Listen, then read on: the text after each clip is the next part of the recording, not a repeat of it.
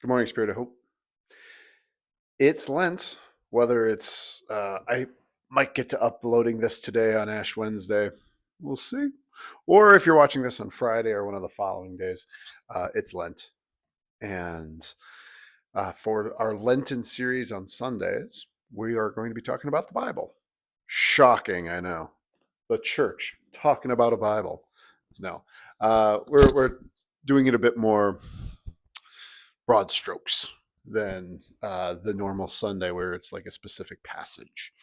And one of the things I want to ask folks ahead of it all is, what is your relationship with the Bible, with this sacred text? What's your history with it? How was it introduced to you? What place did it have in your family of origin? If it didn't have a place in your family of origin, and some of my folks, that's the case, how did you perceive what it was before you started subscribing to this sort of thing? Do you have one view of it? Does it change on who's talking about it or who's you're speaking with? I find the answers to these questions really interesting, which is part of the reason I got into the job I did. For me, the history of the Bible, I grew up reading it because that was the expectation from my parents, despite my parents not being particularly religious. That always kind of shocks people, but I think we were forced to read the Bible, my brother and I, to double check that we knew how to read and to have oration skills, to be able to speak publicly, which has its own merits, but it wasn't out of devotion. It was also gave my dad another reason to give us a history lesson. Wonder where I get that from. Uh, and throughout my life, I've had a kind of evolving relationship with this collection, with this library of documents. It has been at times like earlier in life, like the basic instructions, like this was a rule book for living, to a dance partner where I am putting my interpretation on it. It's putting an interpretation of life onto me and into my real life. It has been, I have tried to use parts of it as a lens to look at my life. I can even go into what version of the Bible do you like? Some folks, this doesn't happen as much, but there used to be such an adherence to the King James. Or what's replaced the religious fervor for the King James Version is trying to get back to the original Greek and Hebrew.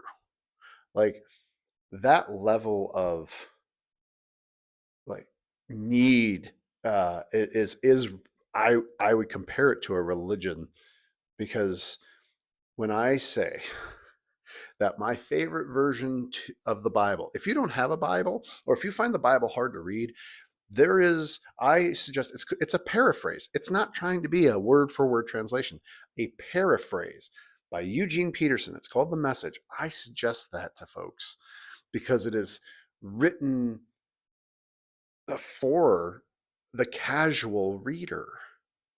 When I tell people that, you can tell with some historical Christians, people who were like raised in the church and whatnot, that it rubs them because wanting to get back to the original Greek and Hebrew is almost a theological plank in their spiritual house.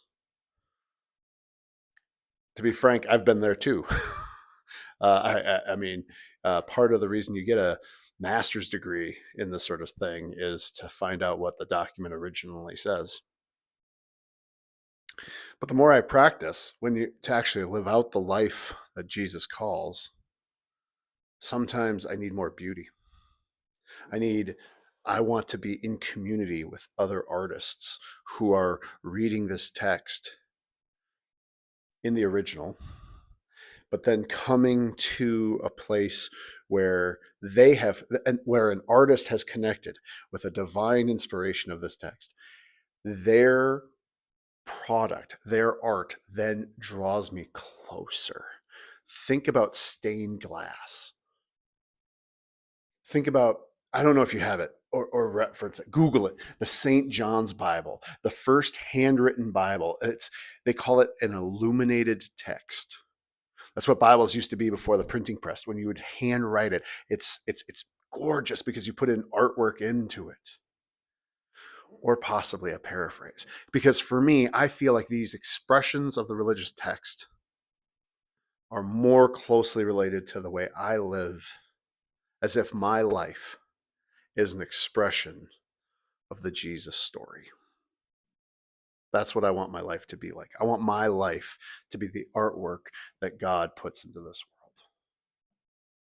Yeah. Well, that's a mini sermon for you, the first Sunday of Lent. I can't wait to go into all of this with you. I am obviously very passionate about the Bible. I've got opinions and interpretations, and I can't wait to journey along with you through them and to hear yours. Please, I've never actually asked anybody to comment. If you would, I would like to see. What kind of Bible do you like? What's been your experience with the Bible? If you don't want to do that publicly and you just want to send me a message, text, call, or just grab me after church, I'd love to hear it. I'll see you Sunday.